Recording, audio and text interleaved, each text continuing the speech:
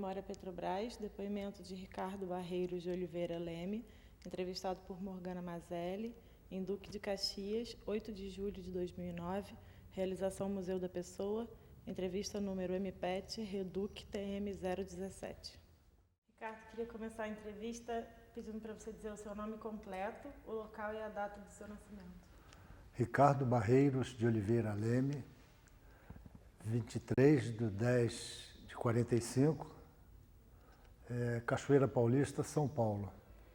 Ricardo, conta como é que foi e quando é que foi a sua entrada na Petrobras. Bom, eu fui admitido na Petrobras em 4 de dezembro de 1967, no cargo de auxiliar de escritório, mas eu já tinha vindo à Petrobras antes, na Reduc antes, na Revolução. Eu estive aqui na Reduc com a companhia 2º Regimento de Infantaria, que, na época que a Reduc estava sob intervenção, e a gente esteve aqui. Eu fiquei uns 2 dias aqui, e depois fui embora tinha outros problemas lá fora, e nosso pelotão foi embora. Mas eu fui admitido em dezembro de 67, e fui trabalhar na contabilidade, e saí da contabilidade em dezembro de 97. Toda a sua trajetória foi lá dentro da contabilidade? Eu trabalhei, só fui lotado na Petrobras na Reduc. Mas trabalhei fora, trabalhei algum tempo em Manaus, trabalhei algum tempo implantando alguns sistemas na RPBC, na Relan, alguma coisa na Refap, tomando ensinamentos também na Refap e outras refinarias. Conta um pouco como é que era o cotidiano do seu trabalho aqui, lá em 67, quando você chegou na Reduc. Quando eu cheguei aqui, a seção de bens patrimoniais estava se formando e, na época, eles estavam mecanizando, informatizando o bem patrimonial na Reduc. E na Reduc tinha aproximadamente 50 mil bens patrimoniais. Naquela época tudo era bem, chave de fenda, talher, tudo tinha um número de bem aí. E isso aí foi um trabalho insano aí para a gente cadastrar isso tudo. E na época o computador, ele lia cartões perfurados, não era como hoje, né? E a gente tinha que datilografar todas as folhas, bem a bem, todas as informações, e passar isso para o processamento de dados, que ia perfurar aqueles cartões para depois fazer esses arquivos todos aí. E isso aí demorou uns 2 anos.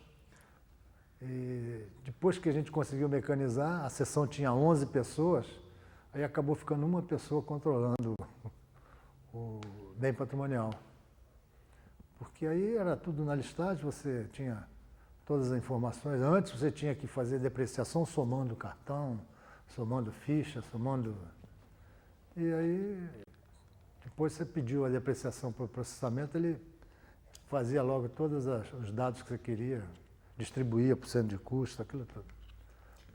E aí as outras pessoas que trabalhavam no setor...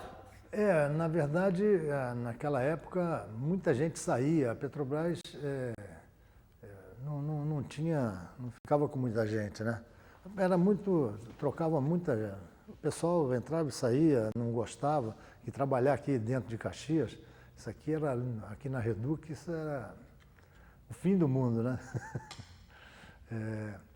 Mas ninguém foi desempregado por causa disso, não. Até que as pessoas que ficaram na Reduc foram aproveitadas em outros setores que precisavam mais.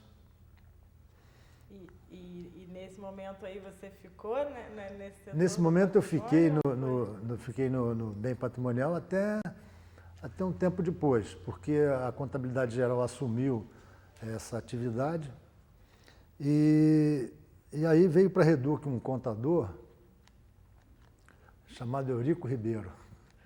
E ele achava, e além dessa história do BP, dessa montoeira de trabalho que se tinha com bem patrimonial, a gente tinha também com com contas a pagar. E aí ele pediu que a gente, junto com o processamento de dados que tinha aqui, que a gente montasse um sistema para melhorar, minorar aquele negócio de emitir cheque, borderô, aquele negócio todo. E a gente conseguiu fazer um sisteminha de contas a pagar com o processamento de dados, com a divisão de planejamento. A gente conseguiu montar um sistema, e esse sistema de contas a pagar que foi implantado na Reduc, a gente passou a receber as listagens diariamente do processamento de dados, do que a gente tinha que pagar daqui a 5 dias, daqui a 4 dias, e começou a melhorar muito. E aí o Departamento Industrial, na época, pediu para que a gente, quer dizer, preparou um esquema para que a gente implantasse, na época, em Mataripe, em Salvador, e na RPBC. E assim foi, o ano de 71, 72, foi implantando essas... E como é que foram essas experiências? Aí você foi até lá Aí a gente ia implantar implantar isso aí. Para mim era um trabalho muito bom, né? Mexer com processamento de dados, na época eu nunca tinha visto isso. E quando eu comecei com o BP, aí eu me entusiasmei, aí foi embora. Só que a gente conseguiu colocar isso tudo, implantar esse sistema no lugar, e depois foi melhorando, a Petrobras, o serviço financeiro na época, foi melhorando isso, até que hoje tem um sistema de contas a pagar aí, que hoje as contas do Rio são pagas na Bahia, né? E, Ricardo, depois que você se aposentou e retornou à Petrobras, agora você está trabalhando aonde? Fazendo o quê? Estou trabalhando no controle do patrimônio imobiliário. A Petrobras desapropriou muitas terras aqui em volta para expansão do parque industrial aqui. Na verdade, só para a área de petróleo, né? E também desapropriou terras para passar as linhas adutoras, essa situação.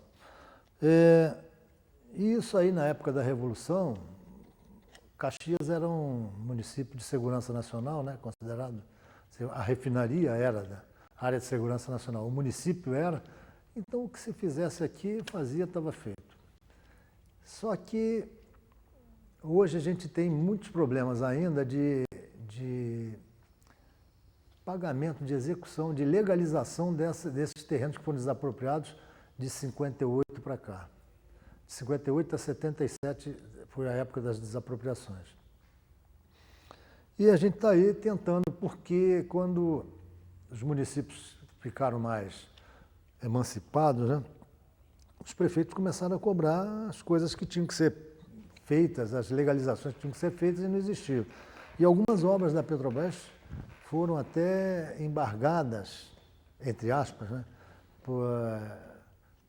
por causa de falta de documentação. E aí foi que em 2002, final de 2002, 2003, começo de 2003, que aí eu voltei para a Reduc para tratar disso.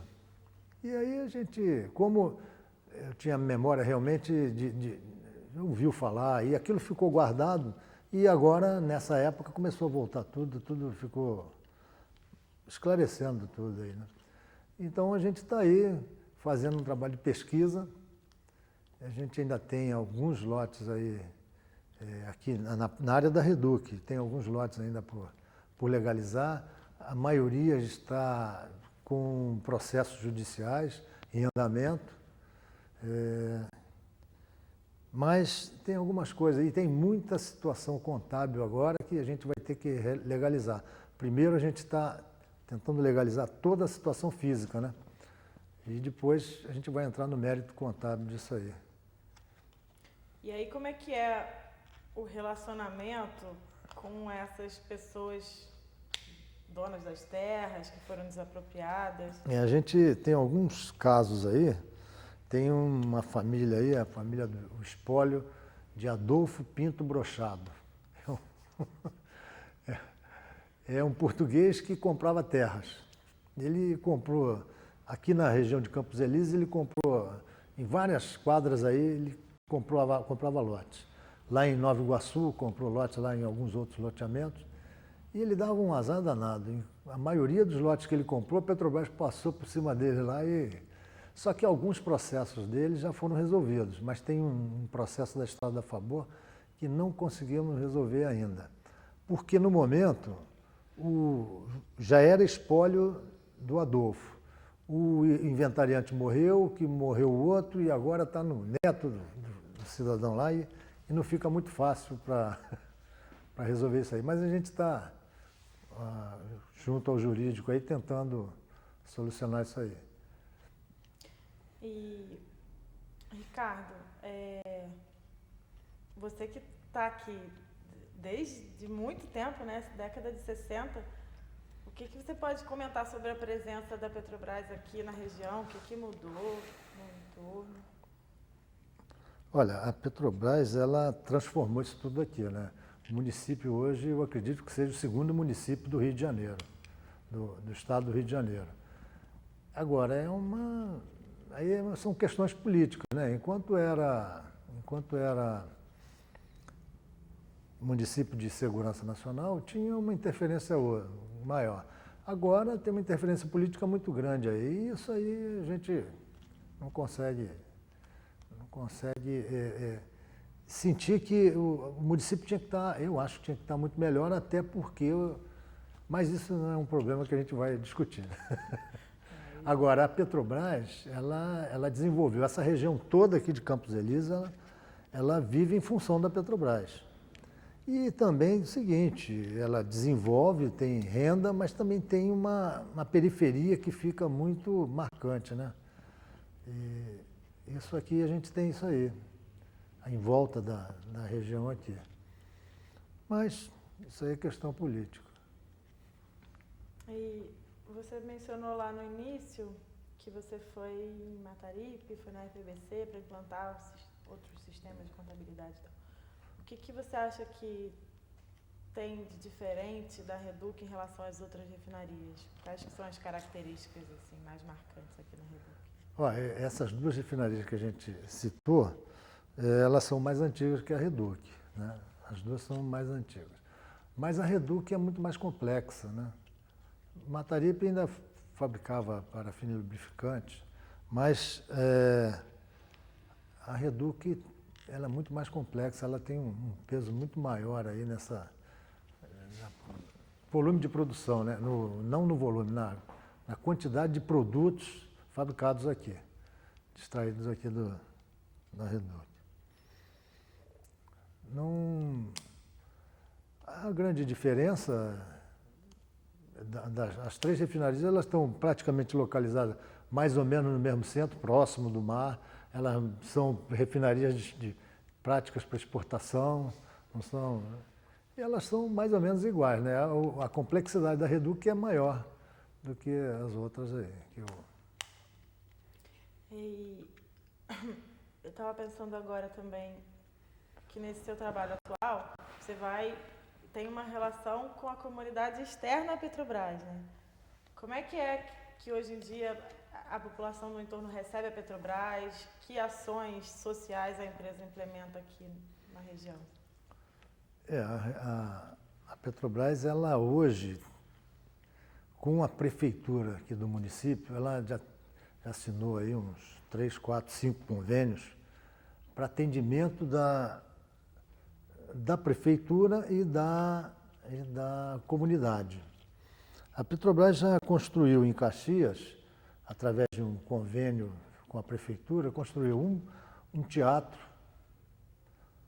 e uma biblioteca municipal pública. Isso fruto de um convênio. Em contrapartida, o município desapropriou umas áreas aí e entregou para fazer a área do PDT, Plano Diretor de Escoamento e Tratamento.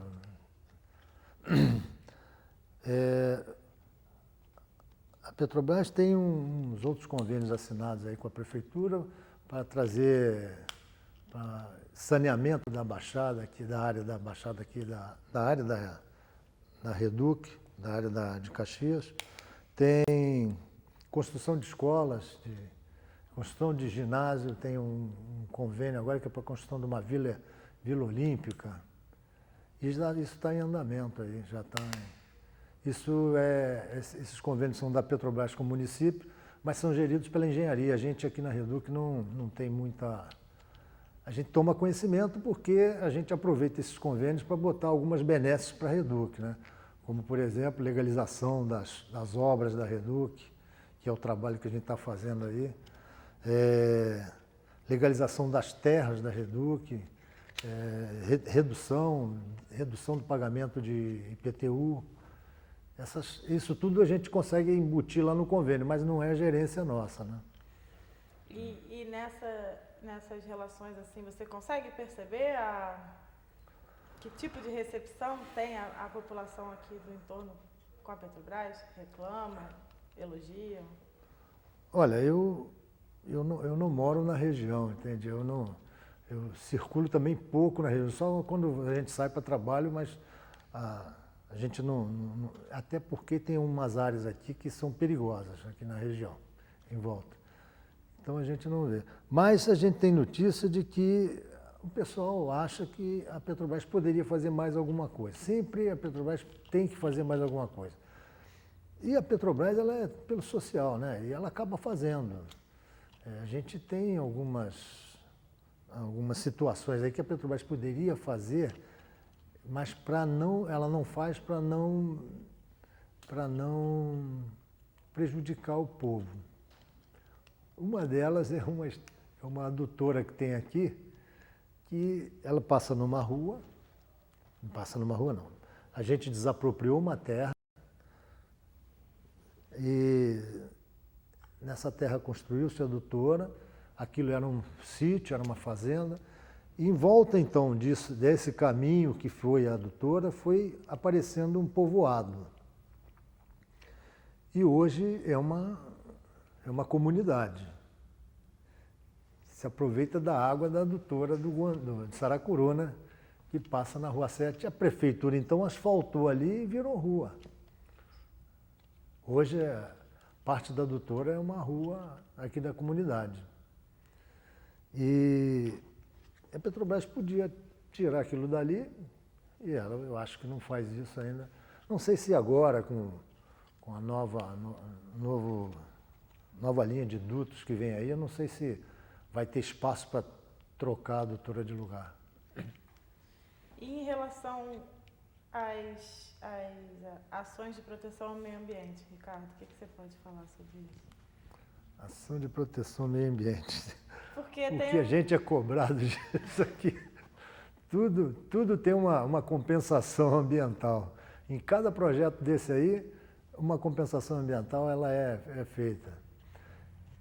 A gente vê que a Petrobras ela funciona fazendo realmente, vivendo o meio ambiente, né? Mas eu particularmente, no meu trabalho, eu não consigo ver esse desenvolvimento porque não é afeto a gente essa situação. Mas a gente enxerga que tudo que você vai fazer tem um meio ambiente ali, ó. Então, primeiro tem que resolver isso aqui. Primeiro tem que resolver aquilo ali, porque senão você não faz. Você mencionou aí, Ricardo, novas linhas de dutos e sistemas e tal. A gente tem acompanhado um crescimento da Reduc muito grande nos últimos anos, né? De que maneira isso afetou o seu trabalho? O que você pode comentar? Isso aí só tem dado trabalho, né? É por causa disso que a gente... É porque houve necessidade na duplicação da adutora, que a adutora do Guandu foi construída em 77, para atender a Reduc, que a água da adutora de Saracuruna não dava vazão. E aí construíram em 77. Aí com a demanda do polo aqui, da região aqui, em 2002, 2003, aí duplicaram essa adutora que vem do Guandu, vem lá de Nova Iguaçu, chega aqui, uns 45, 50 quilômetros de extensão, atravessando esses municípios todos aí, e a gente veio atrás dele agora tentando legalizar essas terras que estão. Tem muita coisa ainda por legalizar, até porque existem terras que ainda não têm o dono não tinha a propriedade da terra. Então ainda é uma discussão, ainda que vai longe aí.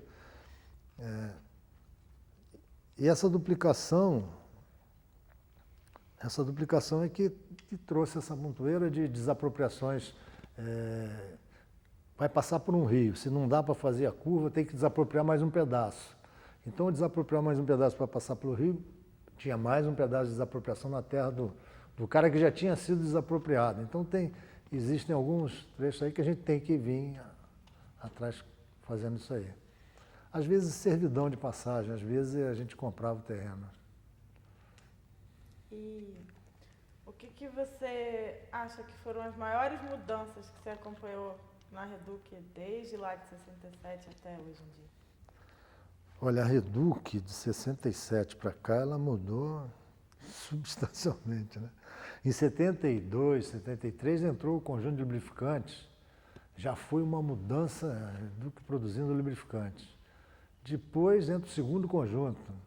E aí vem essas outras unidades novas aí, essa Reduc cresceu muito, né? A demanda, né, que obrigou a Reduc por estar próximo do porto, por estar mais próximo do porto, mais próximo da sede. Acredito que seja isso, mais próximo da sede. E uma refinaria complexa como a Reduc, pode atender melhor essas demandas que surgiam aí, né? E desse tempo todo de trabalho aqui, tem alguma história interessante para contar pra gente? A gente tem algumas histórias aí, né? Houve uma vez, nesse meu trabalho final agora, né, chegou um cidadão lá na prefeitura, a gente tem um contato bom com a prefeitura, quer dizer, dependendo da política, né? O prefeito sai, entra outro, aí a gente demora um pouquinho até se ambientar, depois tem uma... Aí chegou um cidadão lá na prefeitura e perguntando para o diretor de finanças lá, diretor de receita, que queria saber a situação das terras dele. Aí o cara, quais são as suas terras? Disse, olha, de frente para a Baía de Guanabara, do lado esquerdo do Rio Iguaçu até o Rio Estrela, é tudo meu. O Rio Iguaçu e o Rio Estrela, logo depois do Rio Iguaçu é a Reduc. Depois vem a Estrada da Favor, depois vem a Favor, depois vem o Polo, até chegar lá, vem o Balneário Ana Clara e vem o Rio Estrela. Aí o cidadão lá, ó, faz o seguinte, vou te dar um telefone, você liga para o Ricardo e você já começa logo com a Petrobras, porque logo depois do Rio Iguaçu é a Petrobras. Aí o cidadão falou aí, chegou aí passamos para o jurídico, aí ele entrou, foi ao jurídico da Petrobras, aí o jurídico pediu para fazer um levantamento, para a gente tentar identificar, porque ele dizia que era proprietário dessas terras, que tinha recebido por uma herança e mostrou um testamento, mostrou um formal de partilha de 1852, que a Felismina lá, a dona lá, morreu em 1851, não deixou testamento nem fizeram inventário nenhum daquilo. Então, em 52, os herdeiros resolveram sentar e vamos dividir as terras.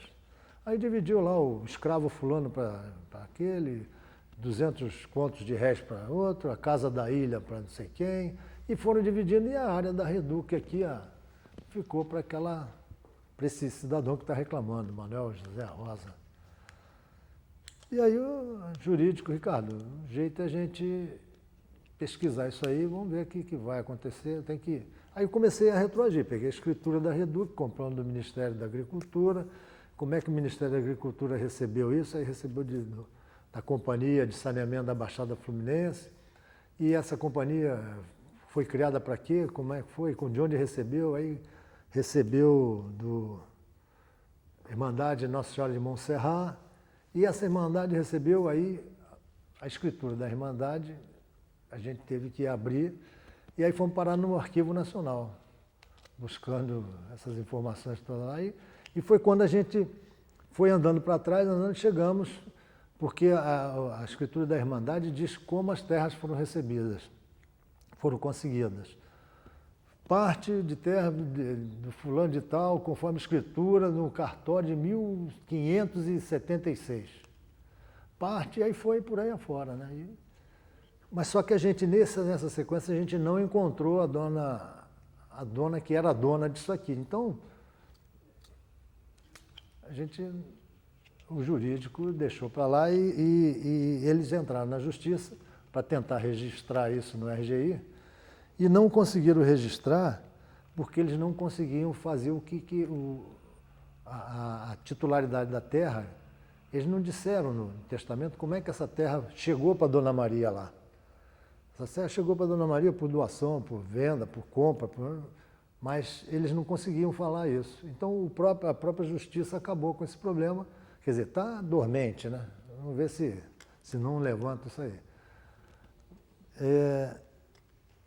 Então essa é uma das que a gente passou lá, ficamos uns 3 meses andando sempre lá dentro do Arquivo Nacional, procurando aqueles livros, aquelas escrituras, Um trabalhão de pesquisa. E quando a gente ia lendo as escrituras, a gente começava a ver termos que já se ouviu falar, mas não sabe o que é.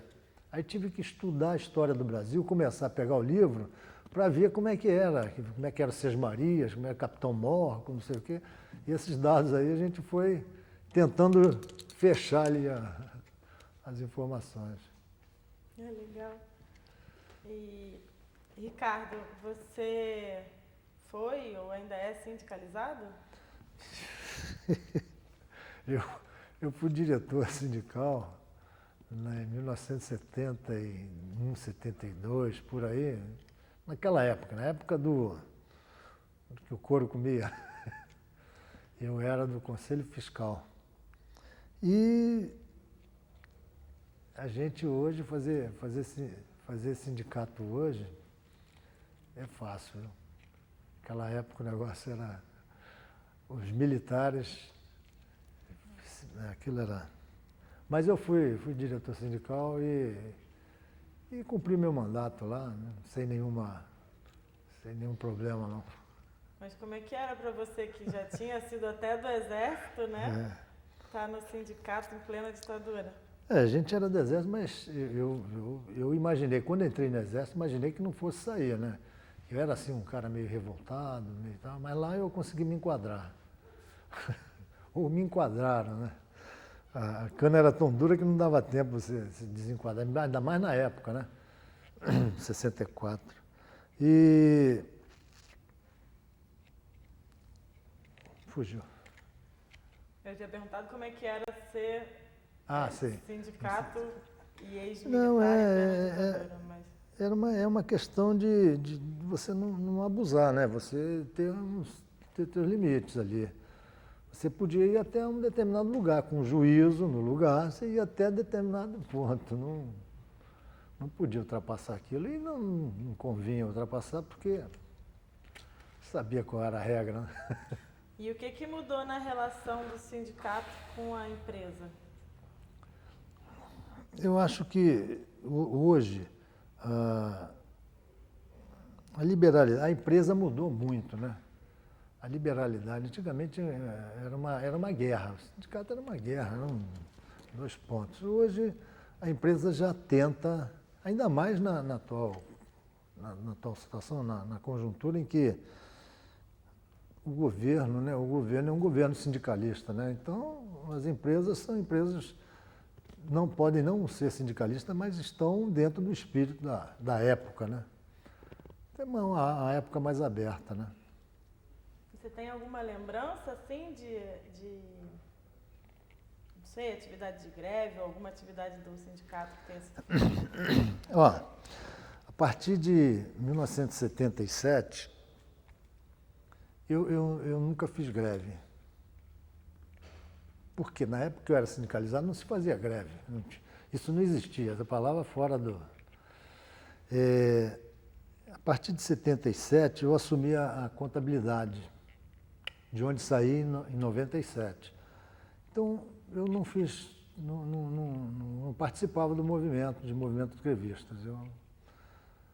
Agora, a Reduc teve greves aqui históricas, né? Greves de